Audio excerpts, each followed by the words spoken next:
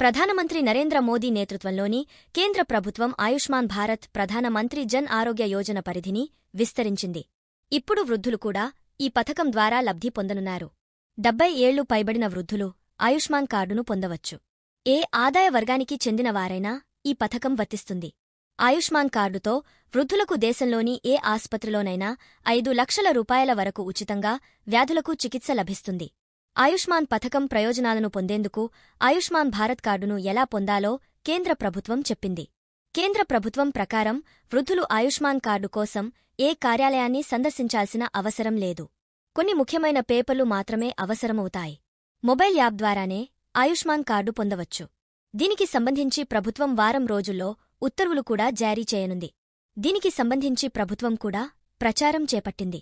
Aadhaar card సహాయంతో వృద్ధులు mobile app ద్వారా తయారుచేసిన ఆయుష్మాన్ కార్డును పొందగలుగుతారు.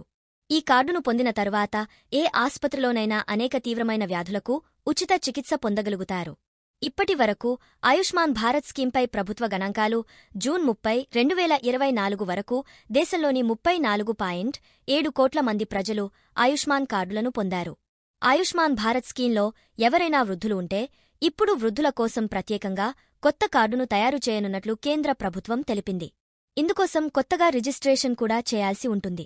కార్డు తయారు చేసిన తర్వాత వృద్ధులు ఏ ఆస్పత్రిలోనైనా 5 లక్షల రూపాయలు వరకు ఉచిత చికిత్స పొందే అవకాశం ఉంటుంది.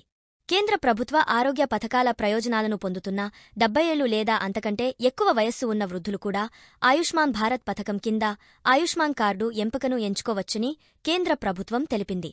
ఎవరైనా 70 ఏళ్లు లేదా అంతకంటే ఎక్కువ వయస్సు ఉన్నవారు ప్రైవేట్ ఆరోగ్య బీమాను కలిగి ఉంటే వారు కూడా ఈ పథకం కింద నమోదు చేసుకోవచ్చు.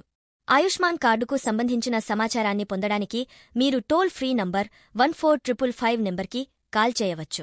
కార్డును తయారు చేయడానికి ఏ పత్రాలు అవసరం, ఏ ఆస్పత్రులలో ఈ సదుపాయం అందుబాటులో ఉంటుంది అనే దాని గురించి మీకు మొత్తం సమాచారాన్ని అందిస్తుంది. ప్రస్తుతం ఢిల్లీ, ఒడిశా, పశ్చిమ బెంగాల్లో ఆయుష్మాన్ పథకం అమలు లేదు. ఈ రాష్ట్ర ప్రభుత్వాలు ఈ పథకాన్ని అమలు చేయడం లేదు.